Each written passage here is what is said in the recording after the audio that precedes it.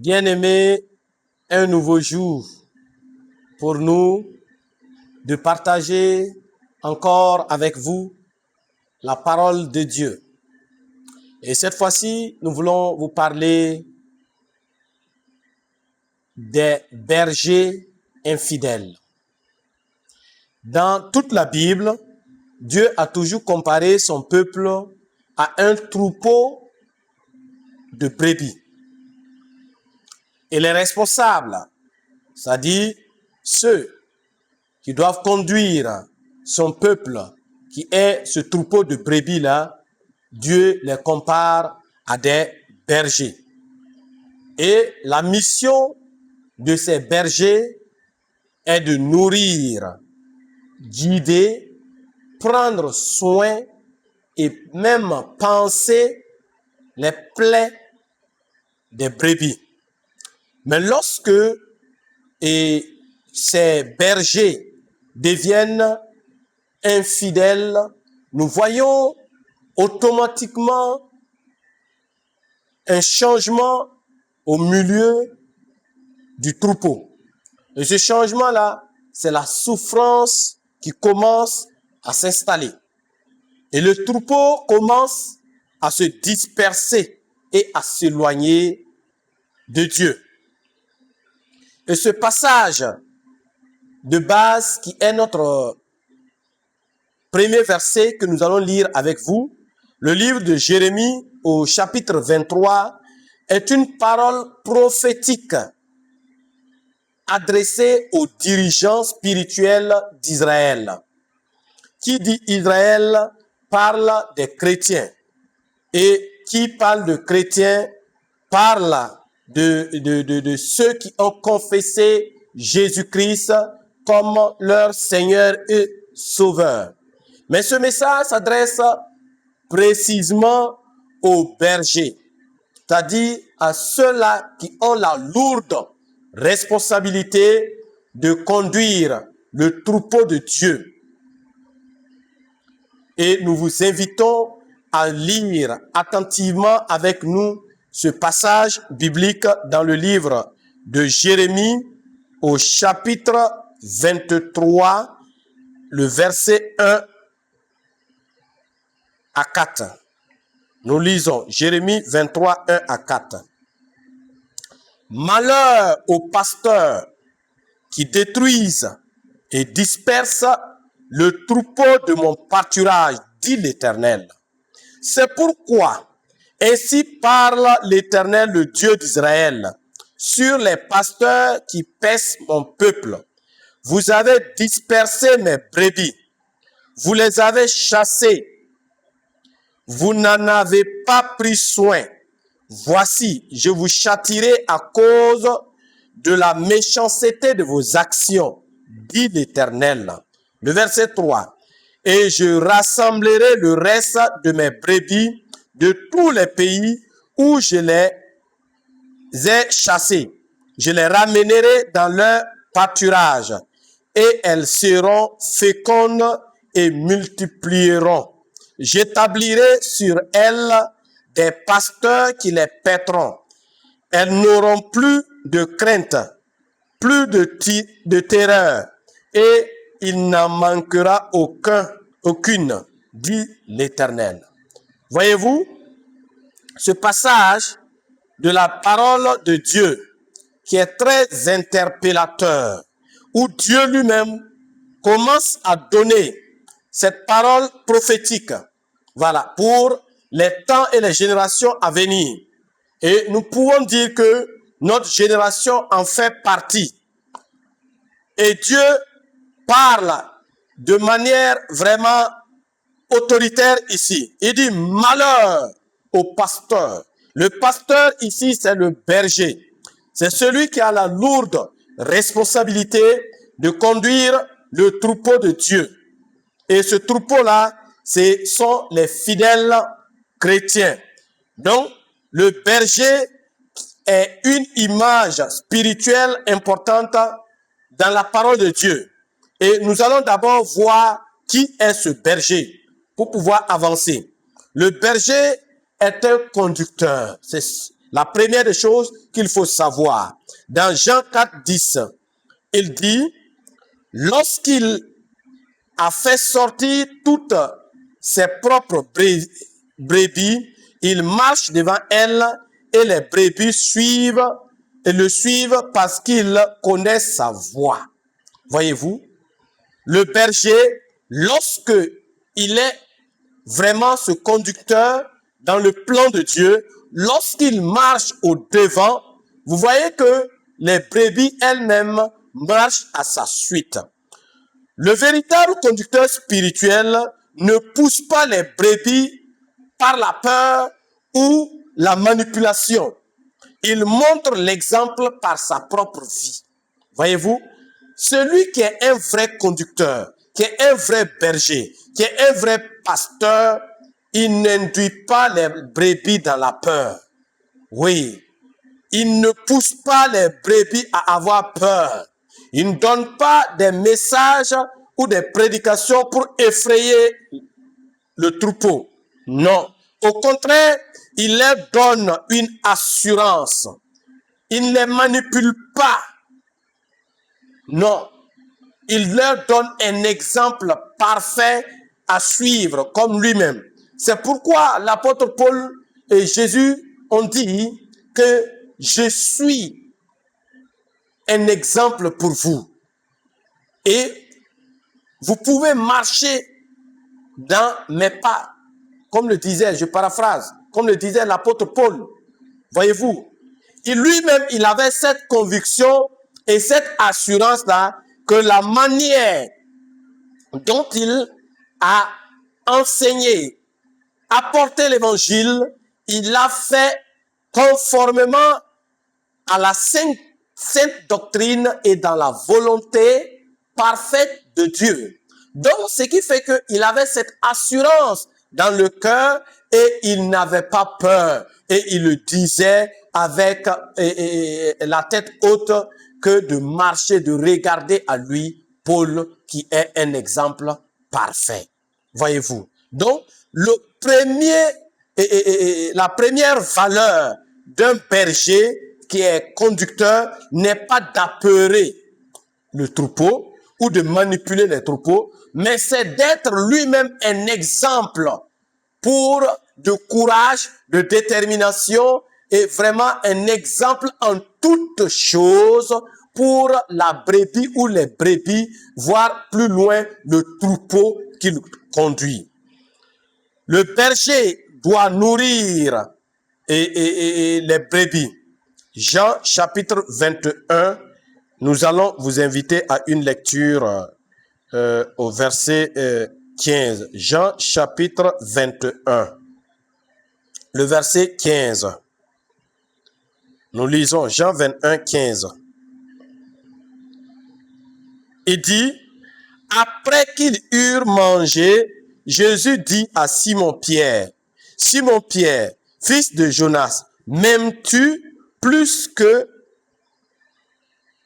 même, je reprends, après qu'ils eurent mangé, Jésus dit à Simon-Pierre, Simon, fils de Jonas, m'aimes-tu plus que ne m'aiment ceux-ci? Il lui répondit, oui, Seigneur, tu sais que je t'aime. Jésus lui dit, paie mes agneaux. Waouh! Pierre, m'aimes-tu? Et Pierre dit, oui, tu le sais. Tu sais bien que je t'aime. Alors, c'est pour dire quoi? Le berger qui aime son maître. Le berger qui aime celui qui l'a employé. Jésus-Christ, bien sûr. Ce berger-là doit paître le troupeau du maître, doit nourrir le troupeau du maître, doit même gaver le troupeau du maître pour que lorsque le maître viendra à la vue de son troupeau, qu'il soit rempli de joie. C'est ça, nourrir le troupeau de Dieu. Le berger a pour mission de paître les agneaux, de paître les brebis, de leur donner, voilà, l'eau vive, l'eau qui vient du puits de Dieu. Voyez-vous? Et nous continuons toujours dans Jean 21, 17. Il lui dit pour la troisième fois, Simon, fils de Jonas, m'aimes-tu? Pierre fut attristé de ce qu'il lui avait dit pour la troisième fois, m'aimes-tu? Et il lui répondit, Seigneur, tu sais toutes choses, tu sais que je t'aime. Jésus lui dit, paie mes brebis. Voyez-vous, jusqu'à 3 fois, on aime dans nos cultures et dire que lorsque une personne se répète jusqu'à 3, ça signifie vraiment quelque chose d'important. Voyez-vous, le Seigneur Jésus-Christ s'est répété à 3 fois à Pierre en lui demandant s'il l'aimait réellement. Et Pierre de lui répondre qu'il l'aime vraiment. Et le Seigneur va encore revenir sur ces mêmes propos en disant, paie mes brebis. Le berger qui a l'amour de son maître paie les brebis du maître. Il donne à boire, il restaure, il panse les blessures des brebis. Voyez-vous comment il est très important? Nourrir les brebis signifie enseigner fidèlement la parole de Dieu, aider les croyants à grandir spirituellement. C'est bien ça, paître le troupeau. C'est bien ça, nourrir les brebis du Seigneur. Enseigner fidèlement la parole de Dieu. Enseigner sans détourner. Enseigner sans pencher dans nos désirs. Enseigner droitement la parole de Dieu conformément à la sainte doctrine. C'est ça, nourrir le brebis, le troupeau de Dieu. Un enseignant, un brebis, un berger qui enseigne, un berger qui nourrit le peuple et qui nourrit le troupeau du Seigneur, c'est celui-là qui plaît à Dieu. C'est ce berger que recherche le Seigneur lui-même. Et ce enseignant, ce berger ou ce pasteur est vraiment selon le cœur de Dieu et il est fidèle à Dieu. Le berger doit protéger le troupeau. Acte 20, 28 à 29. Je vous invite à une lecture dans ce passage de la parole de Dieu et pour plus de compréhension. Acte 20, 28 à 29. 28 à 29. Nous lisons, prenez donc garde à vous-même et à tout le troupeau sur lequel le Saint-Esprit vous a établi évêque pour paître l'église du Seigneur, qu'il s'est acquise par son propre sang. Ah, je sais qu'il s'introduira parmi vous après mon départ des loups cruels qui n'épargneront pas le troupeau. Voyez-vous les propos du Seigneur. Il dit de prendre garde. Il demande aux bergers de prendre garde à eux-mêmes. Voilà, c'est-à-dire de se contrôler, de ne pas avoir des attitudes à disperser ou à blesser le troupeau. Il demande à une vigilance totale parce que c'est le Saint-Esprit lui-même qui a établi ces bergers-là sur le troupeau du Seigneur, qui est l'église de notre Seigneur Jésus-Christ. Et il va même aller plus loin pour dire qu'il sait qu'il s'introduira. Voilà. Après lui, son départ, des loups, c'est-à-dire des bouchers. S'il y a berger, c'est qu'il y a boucher. Il y aura des bouchers qui vont s'introduire dans le troupeau de Dieu, qui vont s'introduire dans nos assemblées. Et le rôle et la mission du boucher, c'est quoi? C'est ce loup cruel dont nous parle la parole de Dieu. Et lui, il ne vient que pour détruire. Il ne vient que pour disperser. Il ne vient que pour blesser. Voyez-vous, pourtant, le Seigneur, par son esprit, a établi le berger comme évêque. Alors, est-ce que le berger établi par l'esprit de Dieu lui-même ne s'est-il pas transformé à un moment donné comme un loup cruel qui disperse, qui blesse ou qui tue le troupeau de Dieu? Alors, ce berger qui est censé garder, protéger le troupeau de Dieu ne doit pas en aucun cas utiliser plutôt sa position d'évêque ou de berger pour disperser ou s'engraisser au dos du troupeau, sur le dos du troupeau. Voyez-vous, les caractéristiques des bergers infidèles. Ils dispersent les brebis. Voyez-vous, Jérémie chapitre 23, le verset 1. Malheur aux pasteurs qui détruisent et dispersent le troupeau de mon pâturage. Voyez-vous, donc les bergers infidèles ont toujours une attitude qui disperse ce que Dieu a assemblé. Quand ils viennent parmi vous ou que lorsqu'ils s'introduisent parmi vous, ils ont des attitudes, ils ont des comportements, ils ont des messages qui ne sèment pas la paix. Ils ont des messages qui divisent. Ils ont des messages qui tuent. Et ces bergers sont infidèles. Voyez-vous, ils négligent les brebis. Toujours dans Jérémie 23, 2. Vous n'en avez pas pris soin. Vous voyez, non? Toujours dans le livre de Jérémie, le chapitre 23, le verset 2. Ces bergers ne prennent pas soin des brebis. Ils négligent. Voilà. Ils ne comptent que sur eux-mêmes leur position. Ils ne pensent qu'à eux-mêmes. Ils se servent eux-mêmes au lieu de servir Dieu. Ézéchiel 34, le verset 2 à 3. Nous allons lire ce passage. Ézéchiel 34, verset 2 à 3. Nous lisons. Verset 2 à 3. Fils de l'homme, prophétise contre les pasteurs d'Israël. Prophétise et dis-leur aux pasteurs. Ainsi parle le Seigneur l'Éternel. Malheur aux pasteurs d'Israël qui se paissaient eux-mêmes. Les pasteurs ne devaient-ils pas paître le troupeau?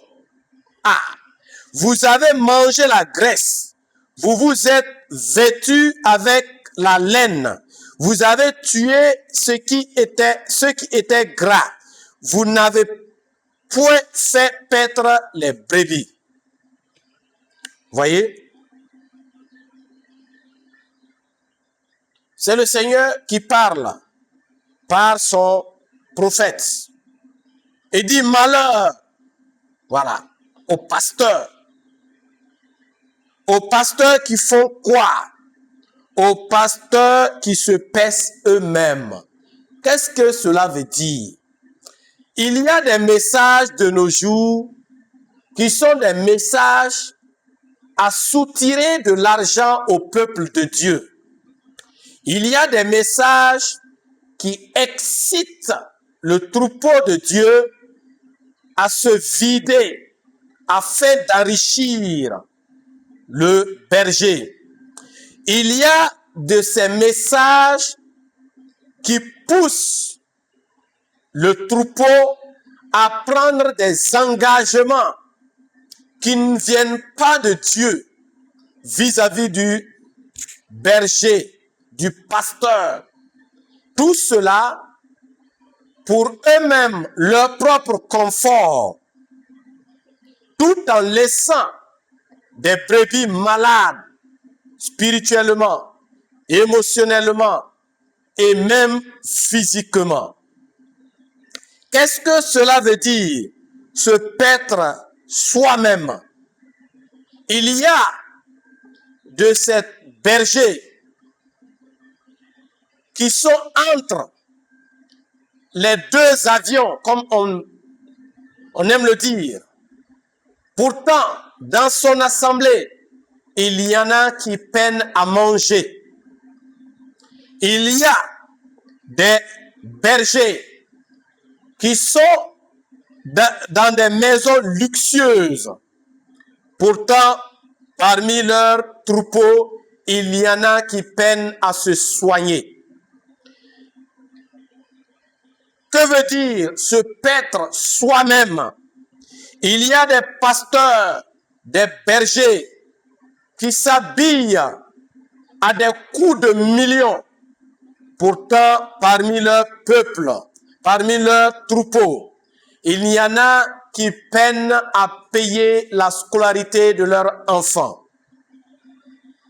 Que veut dire se paître soi-même et s'engraisser et manger la graisse des troupeaux?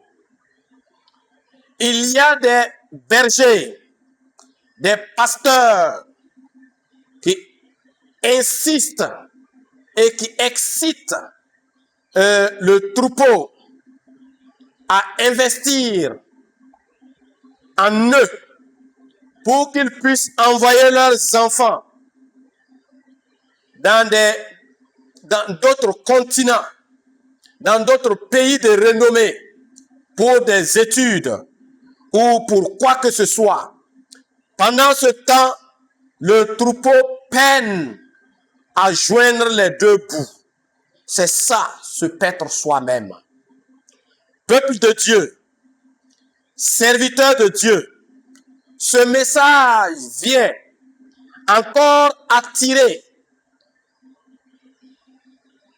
notre attention à tous, à revoir nos manières de faire, car la prophétie dit malheur, et nous ne souhaitons pas que ce malheur-là vienne sur nous qui avons été établis comme des évêques sur le peuple de Dieu.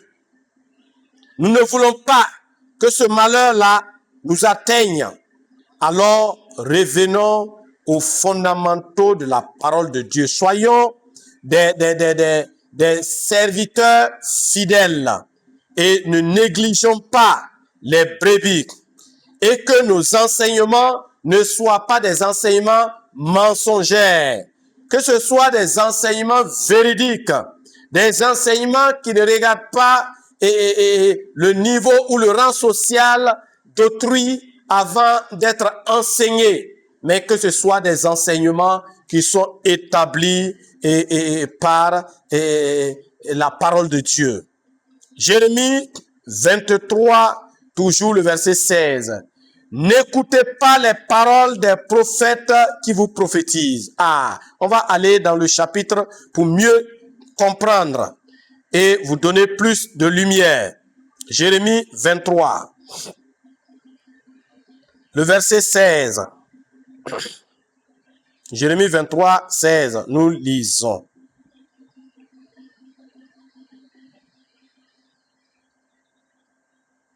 Ainsi parle l'Éternel des armées. N'écoutez pas les paroles des prophètes qui vous prophétisent. Ils vous entraînent à des choses de néant. Ils disent les visions de leur cœur et non ce qui vient de la bouche de l'Éternel. Voyez-vous? Des pasteurs, des bergers qui prophétisent. Quand tu viens, tu descends, on voit que tu es venu avec une V8. Il y a automatiquement une prophétie qui sort à ton endroit. Oui, on ne voit pas le mal ou le péché de la personne, mais on prophétise pour lui donner la joie, pour lui donner la paix, afin de pouvoir soutirer quelque chose de lui. Par contre, celui qui vient avec un vélo ou qui vient à pied, on va prophétiser, lui dire d'aller gêner. quelqu'un qui a déjà faim, écoute-moi, ce que vous faites là, c'est pas bien. Quelqu'un qui a faim, si tu vas pas lui donner à manger, arrête de prophétiser, arrête de dire Dieu a dit. Dieu n'a rien dit. C'est ton cœur qui te pousse. Parce que déjà, la personne, mais à la vue de la personne t'énerve. Parce que tu sais que tu n'as rien à profiter de lui. Oui. C'est pas moi je te parle, hein. C'est la parole de Dieu. Va. Les versets sont là. Prends les versets et tu médites. Et demande à Dieu de t'éclairer. Tu es dans quelle position par rapport à ce message-là? Oui.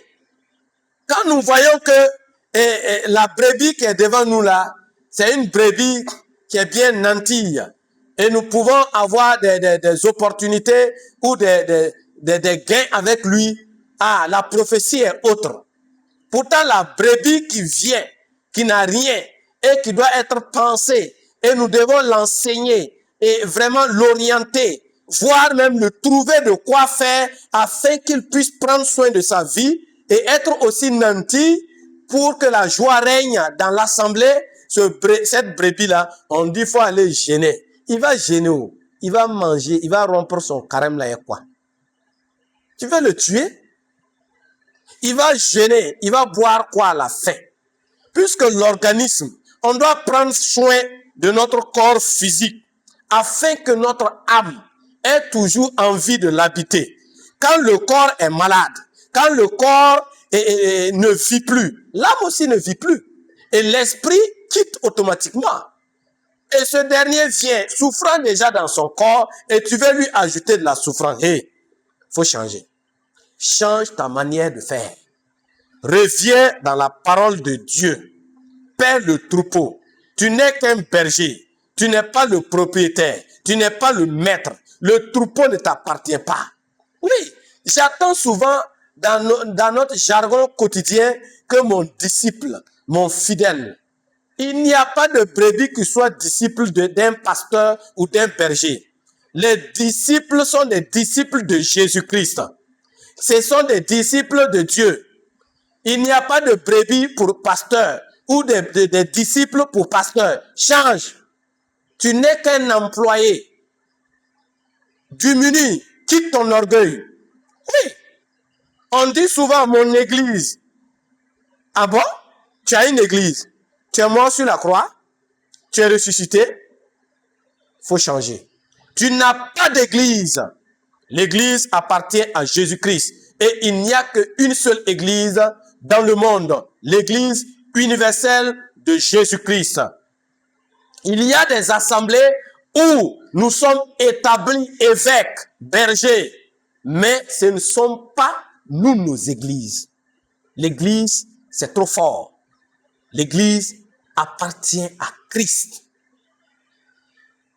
Bien-aimés, je vous invite à continuer avec nous vraiment dans cet enseignement-là. Les conséquences de l'infidélité du berger. Automatiquement, nous voyons un peuple, un troupeau qui souffre. Oui. Puisque le peuple sera détruit parce qu'il va lui manquer la connaissance, la vérité biblique. Quand on prend l'exemple des chrétiens de Béret, quand on les apportait un enseignement ou lorsque un prédicateur passait pour les donner la parole de Dieu, lorsqu'il retournait, il prenait le temps d'analyser ce que le berger ou le prédicateur a dit à la lumière de la parole de Dieu. Mais puisque le peuple n'est pas enseigné dans la parole de Dieu, ils ne peuvent pas aller examiner ce qui est dit à la lumière de la parole de Dieu, puisqu'il faut connaître pour établir un jugement. Et comme il y a l'ignorance, c'est pourquoi Osée 4:6 dit que mon peuple est détruit ou mon peuple périt parce que lui manque la connaissance. Et ce manque de connaissance est sciemment faite, oui, par les bergers. Parce qu'ils savent que lorsque le troupeau aura la lumière, aura la connaissance de la parole de Dieu et de la sainte doctrine, le troupeau ne sera plus manipulable. C'est pourquoi il enseigne la fausseté. Ouais. Voyez-vous? Et certains même insistent à ce que les brebis n'aient pas confiance en eux-mêmes. La moindre chose, ils se réfèrent au berger. Or, la vie chrétienne, c'est d'enseigner et de libérer. C'est pas enseigner pour assujettir. Non, c'est enseigner et libérer afin que la brebis soit libre. Changez, pasteur. Apôtre, changez. Prophète, changez. Docteur, changez. La parole de Dieu vous parle aujourd'hui. Oui, il vous parle. Et, autre conséquence, les brebis sont dispersées. Oui. Matthieu 9, 36. Il dit comme des brebis qui n'ont point de berger. On va aller encore là-bas et lire. On va lire dans le livre de Matthieu. Matthieu 9, le verset 36. C'est très important de connaître la volonté de Dieu. Matthieu 9, verset 36. Voyant la foule, il fut ému de compassion pour elle, parce qu'elle était languissante et abattue comme des brebis qui n'ont point de berger. Voyez-vous? Alors, il dit à ses disciples, la moisson est grande, mais il y a peu d'ouvriers. Dans le verset 38, il dit, priez donc le maître de la moisson. Voyez-vous, non? Il dit le maître de la moisson d'envoyer des ouvriers dans sa moisson. Voyez, Jésus regarde et le peuple est dispersé. Le peuple est languissant.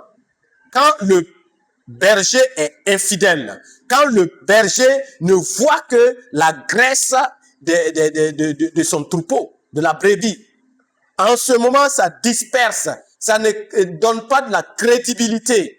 Et la brebis est obligée d'errer à la recherche d'un berger.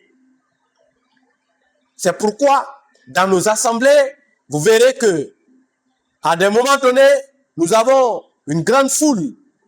Et vient des moments où il n'y a presque personne. Parce que l'agissement du berger disperse le troupeau.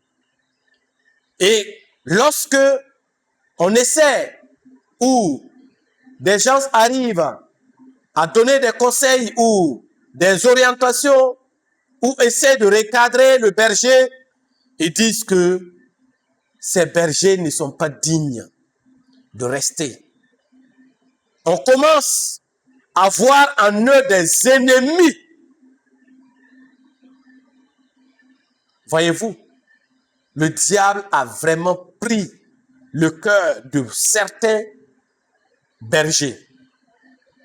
Au lieu d'entrer en eux-mêmes et de voir est-ce que ce n'est pas leur manière, eux-mêmes leur manière de faire qui disperse le troupeau de Dieu, ils trouvent des prétextes pour dire que ce ne sont pas des gens bien. Ce ne sont pas des gens prêts à accompagner la vision. Écoutez-moi, il y a une seule vision. Et cette vision donnée par le Christ, c'est la vision du salut des âmes. Lorsque la personne confesse Jésus-Christ, reçoit Jésus-Christ comme son Seigneur et Sauveur, c'est d'être maintenant enseigné, nourri. Voilà. Et lorsque la personne est enseignée, nourrie, la personne elle-même contribue volontairement à l'épanouissement et à l'avancement du royaume de Dieu, mais pas par imposition du berger.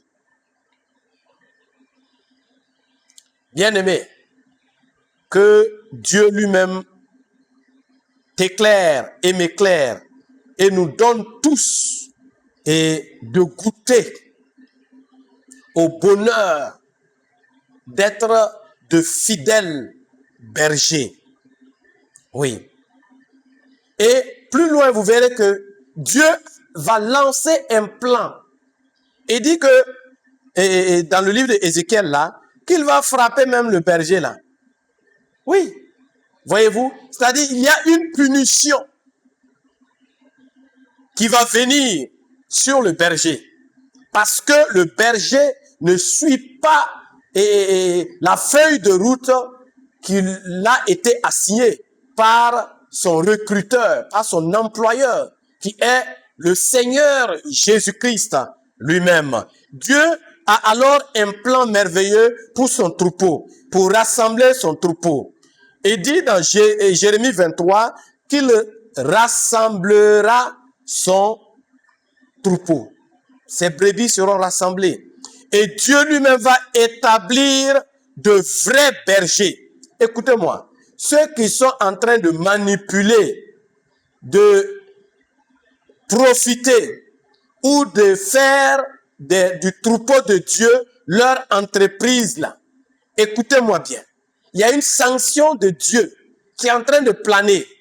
Et il y a toujours une ouverture de grâce pour vous. C'est la repentance. Sans quoi, beaucoup vont bâtir de grands édifices qui après seront remplis, mais eux-mêmes vont disparaître de ce monde des humains. Ah oui.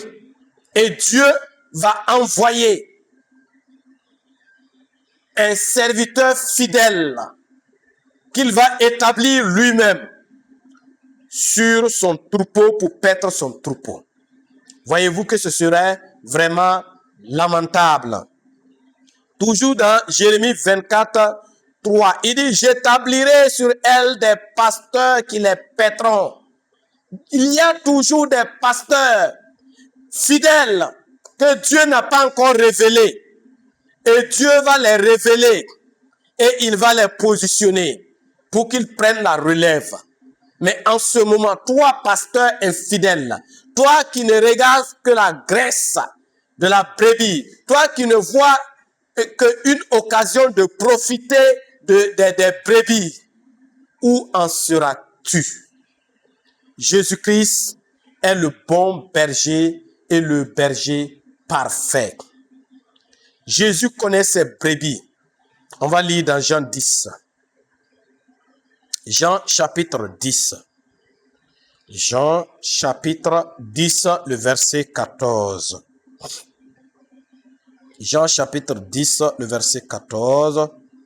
Nous lisons dans le verset 14. Il est dit dans le verset 14, Jésus, je connais mes brebis et mes brebis me connaissent. Comme le Père me connaît et comme je connais le Père, je donne ma vie pour mes brebis. Ah, vous voyez? Je continue au verset 16. J'ai encore d'autres brebis qui ne sont pas dans cette bergerie. Celles-là, il faut que je les amène et elles entendront ma voix et il y aura un seul troupeau et un seul berger. Un temps vient. Le Seigneur va restaurer ses brebis. Et lui-même, il dit que ses brebis connaissent sa voix. C'est-à-dire quoi? Et nous sommes à un moment où le Seigneur lui-même est en train d'orienter les fidèles que nous appelons brebis vers des bergers où ils auront la paix du cœur, vers des bergeries où ils seront pansés de leurs blessures, vers des bergeries où ils seront nourris, où ils seront épanouis. Le Seigneur est en train d'envoyer ses brebis dans des bergeries, dans d'autres troupeaux qu'il a établis. C'est pourquoi, vous verrez, beaucoup de nos assemblées sont en train de se vider. Par contre, certaines assemblées qui prêchent l'évangile de la vérité, qu'ils prêchent Jésus-Christ, mort et ressuscité à la croix, et Jésus-Christ avec des plans et des projets d'épanouissement pour son troupeau. Vous verrez que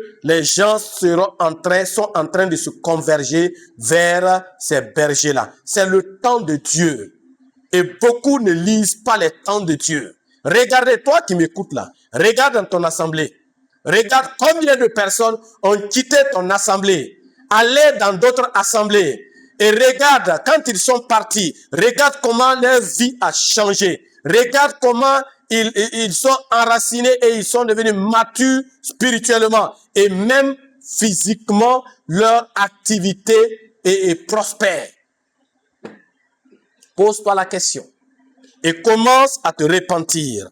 Jésus-Christ est le bon berger et le berger par excellence. Et le bon berger donne sa vie pour ses brebis. Jésus lui-même a dit dans le livre de Jean 10 là, qu'il donne sa vie pour ses brebis.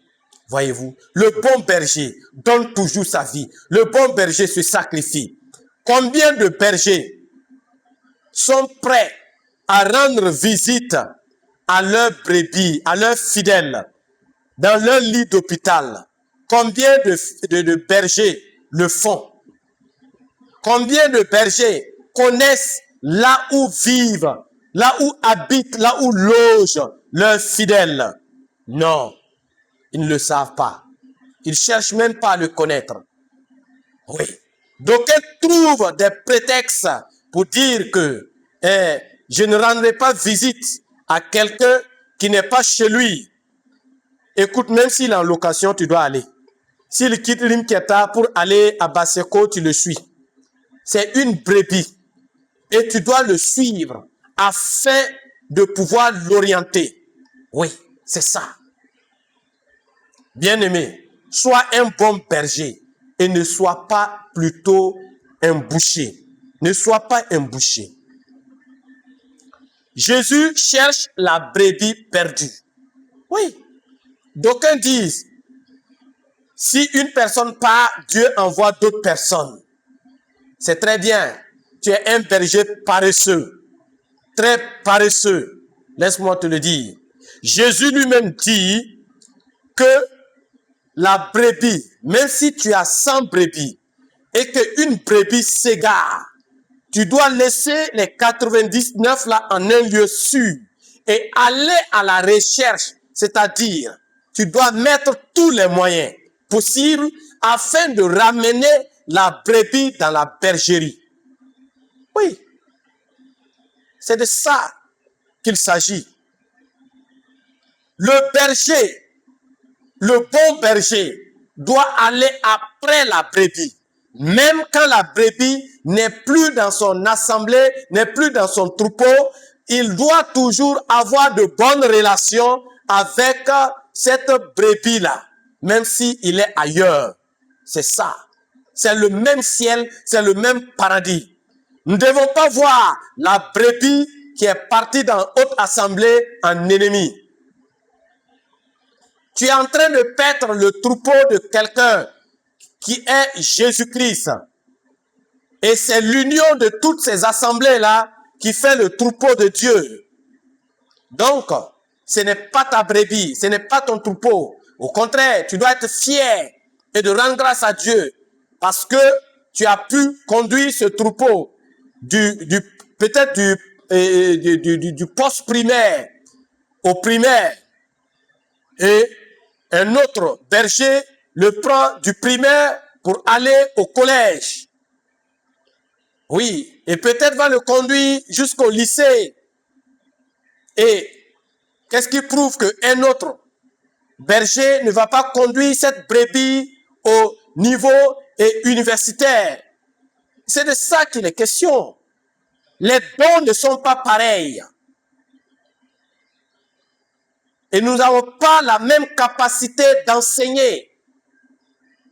Il y a des brebis qui doivent passer entre des mains de berger en berger, afin de retrouver leur équilibre spirituel et d'être bien assis dans la parole de Dieu.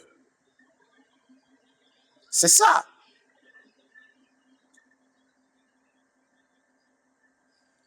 Voyez-vous, l'Église d'aujourd'hui, les responsables, les serviteurs de Dieu d'aujourd'hui doivent avoir la crainte de Dieu. Oui, ils doivent avoir la crainte de Dieu. Nous allons lire dans 1 Pierre 5, 2 à 3. 1 Pierre 5, 2 à 3. 1 Pierre 5, 2 à 3. Alors, nous lisons. Paissez le troupeau de Dieu qui est sous votre garde, non par contrainte, mais volontairement selon Dieu, non pour un gain, écoutez bien, non pour un gain sordide, mais avec dévouement. Voyez? Non comme dominant sur eux, sur ceux qui vous sont échus en partage, mais en étant le modèle du troupeau. Voyez-vous? On ne doit pas dominer, on ne doit pas se montrer un superman sur le troupeau. On ne doit pas conduire le troupeau parce que il faut il y a quelque chose en retour que vous gagnez. Non, ça doit être un sacerdoce, une vocation. Et cette vocation est liée à un sacerdoce. Voyez-vous, c'est très important. Alors, j'étais vraiment tiqué un jour quand j'étais à la faculté de théologie.